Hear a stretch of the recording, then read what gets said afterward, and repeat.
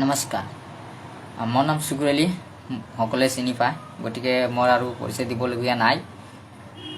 মই আজি লাইভৰ জৰিয়তে আহিলোঁ। আজি মই দুই এষাৰ ক'বলগীয়া আহিছোঁ, যি আমাৰ 30 তাৰিখত যিখিনি হ'ল, 31 তাৰিখত যিখিনি আমাৰ কাবাইডেৰী মাদ্ৰাছা বুলডোজাৰকৈ ভাঙি পেলালে, তাৰ কাৰণে আমি দুই এষাৰ ক'বলৈ মই লাইভৰ জৰিয়তে আহিলোঁ।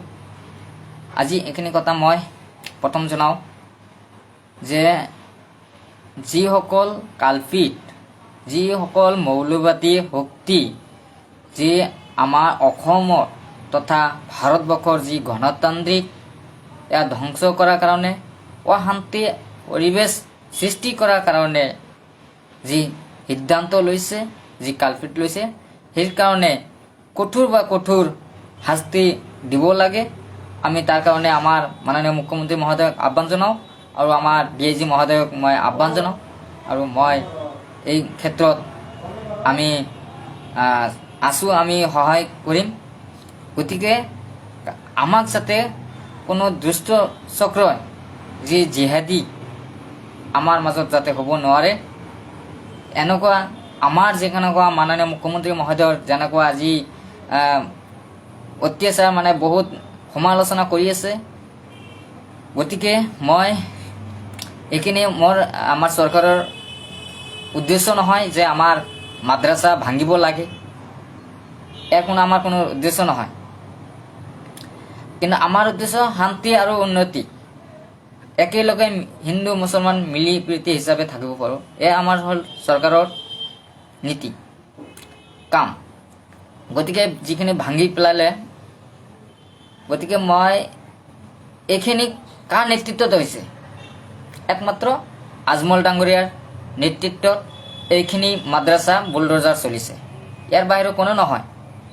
আমি বিচাৰোঁ যি মৌলানা বদৰুদ্দিন আজমল যি ৰাজনৈতিক যি ইচ্ছুক বিচাৰিছে, যেনেকুৱা ধৰণৰ বিচাৰিছে, মুছলমানৰ যি মূল সমস্যা একমাত্ৰ আজমলৰ কাৰণে হৈ আছে। গতিকে আমি প্ৰায় 2 বছৰ আগতে মই কৈছিলোঁ যে পাকিস্তানৰ পৰা আজমল ডাঙৰীয়া তেওঁ শিক্ষা লৈ আহিছে আৰু মাদ্ৰাছাত শিক্ষা এখন দি আছে। মাদ্ৰাছাৰ পৰা জিহাদী ওলাব। আমি বহুত ধৰণৰ কথা, এইখিনি কথা আমি উত্থাপন কৰিছিলোঁ যে আজমল জিহাদীৰ লগত জড়িত আছে। আমাৰ মাননীয় মুখ্যমন্ত্ৰী মহোদয়, তেতিয়া মন্ত্ৰী মহোদয় আছিল, আমি কথাখিনি অৱগত কৰিছিলোঁ যে মাদ্ৰাছাৰ পৰা জিহাদী ওলাব। আজি য'ত পটকৈ আজি মাদ্ৰাছাৰ পৰা জিহাদী ওলাইছে। আজি আমাৰ ভয় খাবলগীয়া হৈছে। আমি এইখিনি আমাৰ মাননীয় মুখ্যমন্ত্ৰী মহোদয়ক মই অনুৰোধ কৰিছিলোঁ যে জিহাদীৰ কাৰণে আমাৰ অসম কিন্তু ধ্বংস হ'ব, একমাত্ৰ আজমলৰ কাৰণে অসমৰ কিন্তু ধ্বংস হ'ব লাগিব আৰু সেইখিনি আমি প্ৰত্যাহ্বানৰ সন্মুখীন হ'ম। আজি য'ত প্ৰমাণিত হৈ গ'ল, আজমলৰ কাৰণে আজি জিহাদী ওলাই গ'ল। আমি এই কথাটো অৱগত কৰিছিলোঁ, কিন্তু আমাৰ কথা কেতিয়াও বিশ্বাস নকৰে, মোক টাৰ্গেটত পেলাই মোক চুকুৰ আলীক মাৰিব লাগে। চুকুৰ আলীক এনেকুৱা বহুত ধৰণৰ সমালোচনা কৰিছিল, কিন্তু মই কৈছিলোঁ অন্যায়ৰ বিৰুদ্ধে মই যুঁজিহে মৰিম, মই জিহাদীক লৈ মই কাৰো ভয় নকৰোঁ। মই এই কথাটো বাৰম্বাৰ মই কৈ আহিছিলোঁ যে মোৰ 1 বিন্দু তেজ থকালৈকে আমি কেতিয়াও জিহাদীৰ বিৰুদ্ধে প্ৰতিবাদ কৰি যাম। এই কথাটো মই বাৰম্বাৰ কৈ আহিছিলোঁ। আজি য'ত প্ৰমাণিত হৈ গ'ল, মাদ্ৰাছাৰ পৰা জিহাদী ওলাইছে। গতিকে আমাৰ চৰকাৰে মাদ্ৰাছা ভংগাৰ কাৰণে আমাৰ সেইখিনি ইচ্ছু নহয়। আমাৰ এইখিনি একমাত্ৰ য'ত নেকি জিহাদী কাৰ্যকলাপ চলিব, তাত বুলডোজাৰ চলিব। যে যিমানে প্ৰতিবাদ কৰক, আমাৰ লাগিব শান্তি লাগিব। আমি শান্তি বিচাৰোঁ, আমি অশান্তি নিবিচাৰোঁ। যিসকলে নেকি কালপিতসকলে, যি মৌলবাদী শক্তিয়ে, যি UIDFে যি এটা ৰাজনৈতিক ইচ্ছু বিচাৰিছে, সেইকাৰণে আমি তীব্ৰ বাকাৰে গৰিহণা দিছোঁ। আৰু আজমলৰ কাৰণে আজি অসমত 3টা মাদ্ৰাছা একমাত্ৰ আজমলৰ কাৰণে এইখন বুলডোজাৰ চলিছে, কাৰণ আজমলেহে জিহাদীৰ লগত জড়িত আছে। আমি বাৰম্বাৰ কৈছিলোঁ। যোৱা বছৰ নহয়, 2 বছৰ আগতেও আজমল ডাঙৰীয়া বঙাইগাঁৱত এটা মিটিং দি তেওঁলোকে আৰবী ভাষা দি তেওঁলোকে মানে কৰিছিল।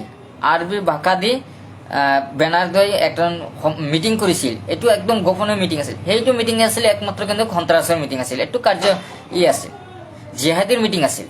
জিহাদী কেনেকৈ চলাব পাৰোঁ, জিহাদী আমি কেনেকৈ শিক্ষা দিব পাৰোঁ, সেইখিনি মৌলানা বদৰুদ্দিন আজমলৰ প্ৰতি আছিল। কিন্তু এতিয়ালৈকে সেইখিনি কথা কিন্তু ৰাজহুৱা কৰা নাই। তাৰ কাৰণে আজি আমাৰ এই জিহাদী এতিয়া পটকৈ ওলাই আছে। বহুত আমি দেখা পাই আছো। কাৰ কাৰণে চলিছে? একমাত্ৰ আজমলৰ কাৰণে আছে। ইমান দিনতো নাছিল। গতিকে আজমলে যেতিয়াৰ পৰা আহিছে, আজমল এতিয়া আৰম্ভ কৰিছে। ইয়াৰ কাৰণে এতিয়া আমাক মাননীয় মুখ্যমন্ত্ৰীক সমালোচনা কৰিছে, উদ্দেশ্য কৰিছে। আমাৰ সেইখিনি নহয়, একমাত্ৰ আজমলৰ কাৰণে সেই সন্ত্ৰাস জ্বলি আছে। মই সেইকাৰণে আজমল ডাঙৰীয়াক তীব্ৰ ভাষাৰে গৰিহণা দিছোঁ। আপোনালোকৰ নেতৃত্বত আজি আজমলৰ কাৰণে আজি এই মাদ্ৰাছাখন বন্ধ হৈছে। আজি আজমলৰ কাৰণে সেইখিনি কৰা হৈছে। মেইন সমস্যা হ'ল আজমল ডাঙৰীয়া।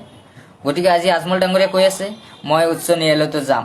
সাহস যদি আছে চুবুৰীৰ লগত প্ৰস্তাৱ দিয়ক, ময়ো যাম। মই বহি নাথাকোঁ। আজমল যদি হাইকোৰ্টত যাব, মই চুকুৰলি যাব সুপ্ৰিম কোৰ্টত যাবলৈ প্ৰস্তুত আছে। মই জট পৰামৰ্শ দিম।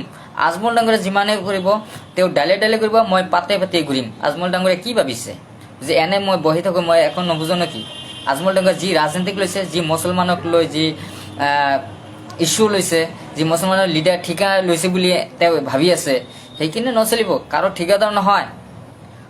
মুছলমানক লৈ ৰাজনীতিক নকৰিব। মই একদম হুকিয়াই দিছোঁ আজমল ডাঙৰীয়াক। এইখিনি লৈ আপোনালোকে কৰিব। আজি আপুনি হুকে কান্দিব, আজি আপোনাৰ দুখ মাৰিব। মানুহে এইবিলাক বুজি পায়। এই নাটকবিলাক বন্ধ কৰক আজমল ডাঙৰীয়া। আপোনাৰ নাটক আৰু কেতিয়াও নচলিব। আজমলৰ কাৰণে আজি আপোনাৰ কাৰণে আজি এইখন বুলডোজাৰ চলিছে। জিহাদীৰ কাৰণে আমি বহুতবাৰ কৈছিলোঁ তুমি জিহাদীৰ লগত জড়িত আছে। গতিকে এই কাৰণে আজি ভাঙিছে। তে এইখানে আমাৰ মাননীয় মুখ্যমন্ত্ৰী কিয় সমালোচনা কৰিব আহিছে? ইমান সংগঠন কৰি আছে, চান্দাবাদীবিলাকে আন্দোলন কৰি আছে। আৰু চান্দাবাদীবিলাক কিয় আন্দোলন কৰিব লাগে? যিমানে চান্দাবাদী আন্দোলন কৰিব সিমানে সমস্যা কেতিয়াও সমাধান নহয়। সমাধানত আমাক আহিব লাগিব। আমি চৰকাৰৰ লগত মিলাই আমাক ক'ত জিহাদী ওলাই আছে, ক'ত কেনেকুৱা আছে, আমাক সেইটো লৈ কঠোৰ সন্মুখীন হ'ব লাগিব। আমি ষ্ট্ৰং হ'ব লাগিব যে আমাৰ জিহাদী যাতে অসমত যাতে সোমাব নোৱাৰে, তাৰ কাৰণে আমি সদায় সজাগতা হৈ থাকিব লাগে। তাৰ কাৰণে মেল মিটিং কৰক। আমি ছাপোৰ্ট আছোঁ, আমি সহায় কৰিম। কিন্তু সেইখিনি নকৰে কেনেকৈ আমি জেহাদী ইয়াত সোমাব পাৰোঁ, তাৰ কাৰণে চান্দাবাদী আৰু আজমলৰ যি ইচ্ছা সেইখিনি চলাই আছে। গতিকে এইখিনি আৰু নচলিব। গতিকে আমাৰ মাননীয় মুখ্যমন্ত্ৰী মহোদয় এতিয়া বুজি পাইছে যে নহয় জিহাদী এতিয়া ওলাই আছে। গতিকে জিহাদীৰ কাৰণে যিমান মাত মাতি আছে আমি ৱেলকাম জনাম। ইমানে মাত মাতি থাকক। আৰু আমি মাননীয় মুখ্যমন্ত্ৰীক মই একটা কথা মই আহ্বান কৰোঁ, যিখিনি মাদ্ৰাছাত যিখিনি ষ্টুডেণ্ট আছিল, 220 জন ষ্টুডেণ্ট আছিল, কণ ল'ৰাবিলাক আছিল। গতিকে তেওঁলোকৰ শিক্ষাৰ কাৰণে ব্যৱস্থা ইমিডিয়েটলি গ্ৰহণ কৰিব লাগে। তাৰ কাৰণে মই আমাৰ মাননীয় মুখ্যমন্ত্ৰী মহোদয় মই আহ্বান জনাওঁ। কাৰণ ইমিডিয়েটলি তেওঁলোকৰ শিক্ষাৰ ব্যৱস্থা গ্ৰহণ কৰিব লাগে। এইখিনি মই আমাৰ মাননীয় মুখ্যমন্ত্ৰীক আহ্বান জনাইছোঁ। আৰু আপুনি মই চৰকাৰৰ লগত আছোঁ আৰু আমাৰ ৰাইজো আছে। গতিকে য'ত নেকি কালফিটসকলে যি মৌলবাদী মানে আমাক গণতান্ত্ৰিক ধ্বংস কৰাৰ কাৰণে সিদ্ধান্ত লৈ আছে, গতিকে কঠোৰ শাস্তিৰ সন্মুখত কৰিব লাগে বুলি আমি অনুৰোধ জনাইছোঁ।